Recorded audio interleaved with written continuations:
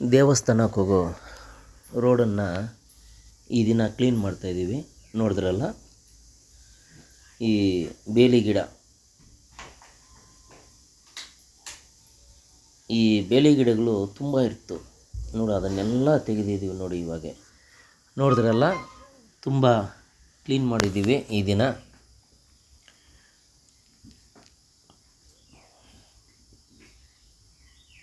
ನೋಡಿ, ಕ್ಲೀನಾಗೆ ಒಂದು ಕಾರ್ಗಾನಿ ಇವಾಗ ಬರ್ಬೋದು, ಅಥವಾ ಟೆಂಪೋನೂ ಬರ್ಬೋದು ಹೊಲಕ್ಕೆ. ದೇವಸ್ಥಾನ ಹತ್ರ ಬಂದು ನಿಲ್ಲಿಸಿ ಪೂಜೆ ಮಾಡ್ಬೋದು.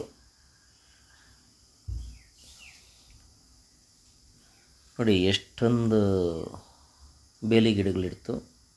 ಅದನ್ನೆಲ್ಲ ಇವಾಗ ಒಣಗಿಸಿ ಬೆಂಕಿ ಹಚ್ಚಿ ಸುಡಬೇಕು ಅಷ್ಟೆ.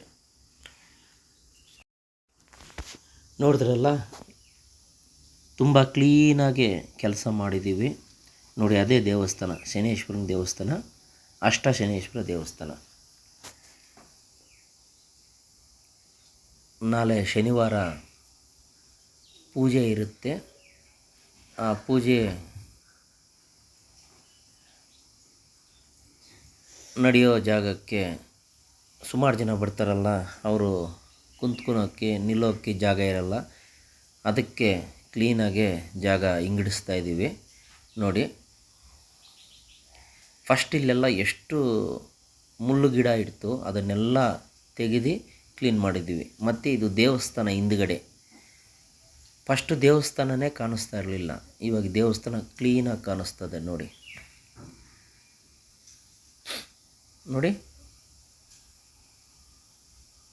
ಆರಾಮಾಗಿ ದೇವಸ್ಥಾನಕ್ಕೆ ಬಂದು ಪ್ರದಕ್ಷಿಣೆ ಮಾಡ್ಕೊಂಡ್ಬಿಟ್ಟು ಆರಾಮಾಗಿ ಹೋಗ್ಬೋದು. ಆ ಥರ ರೆಡಿ ಮಾಡಿದ್ದೀವಿ.